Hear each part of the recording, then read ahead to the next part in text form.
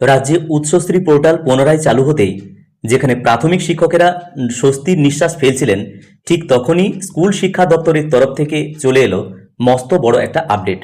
সাধারণ বদলি বা মিউচুয়াল ট্রান্সফারের আশায় যারা বসেছিলেন তাদের জন্য কিন্তু জারি করা হলো এক অত্যন্ত গুরুত্বপূর্ণ এবং কড়া নির্দেশিকা।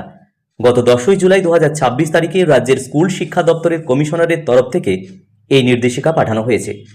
এই নির্দেশিকায় কি উঠে আসছে তার সম্পূর্ণ বাংলায় ব্যাখ্যা এই ছোট্ট ভিডিওটির মাধ্যমে শেয়ার করার চেষ্টা করব, তাই প্রয়োজনে ভিডিওটি শেষ পর্যন্ত দেখা যেতে পারে। ভিডিওটি প্রাসঙ্গিক মনে হলে একটি লাইক দেবেন এবং চ্যানেলটি সাবস্ক্রাইব করে রাখবেন। শিক্ষা দপ্তরের এই বিজ্ঞপ্তিতে অত্যন্ত কড়াভাবে নির্দেশ দেওয়া হয়েছে যে ছাত্র শিক্ষক অনুপাত বা পিটিআর মেনে অবিলম্বে সারপ্লাস ট্রান্সফার প্রক্রিয়া কার্যকর করতে হবে এবং পাশাপাশি এই সমস্ত বিষয়গুলি উঠে আসছে। প্রথমত, বর্তমানে রাজ্যের যে সমস্ত প্রাথমিক বিদ্যালয়ে পড়ুয়ার তুলনায় শিক্ষকের সংখ্যা বেশি রয়েছে, অর্থাৎ শিক্ষকেরা সারপ্লাস বা উদ্বৃত্ত অবস্থায় রয়েছেন, সেখান থেকে শিক্ষকদের জরুরি ভিত্তিতে বদলি করে সেই সব স্কুলে পাঠানো হবে যেখানে শিক্ষকের ঘাটতি বা ডেফিসিট রয়েছে, যাতে করে রাজ্যের প্রতিটি স্কুলে শিক্ষার সমান মান বজায় রাখা সম্ভব হয়।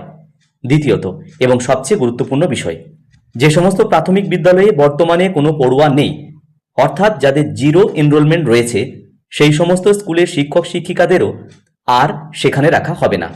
তাদেরও অবিলম্বে অন্যত্র বদলি করার একটি প্রক্রিয়া শুরু করা হয়, যাতে করে মূলত যেখানে শিক্ষকের অভাব রয়েছে সেখানে যেন এই বদলি প্রক্রিয়া শুরু করা যায়, সেটাও স্পষ্টভাবে বলা হয়েছে।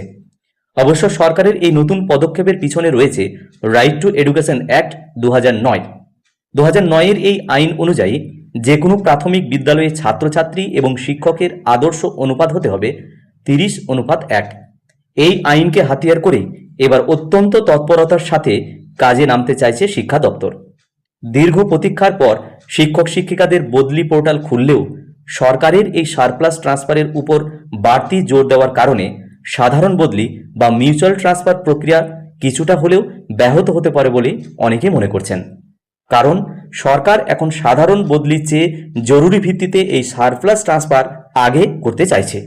এই সরকারি নির্দেশিকা নিয়ে আপনাদের কি মতামত? কমেন্ট সেকশনে অবশ্যই একটি লাইন লিখে যেতে পারেন। সেই সঙ্গে ভিডিওটি ইনফরমেটিভ মনে হলে ভিডিওতে একটি লাইক করবেন এবং বন্ধুদের সাথে শেয়ার করবেন। ভিডিওটি প্রত্যেককে দেখার জন্য ধন্যবাদ। প্রত্যেকে ভালো থাকুন, সুস্থ থাকুন।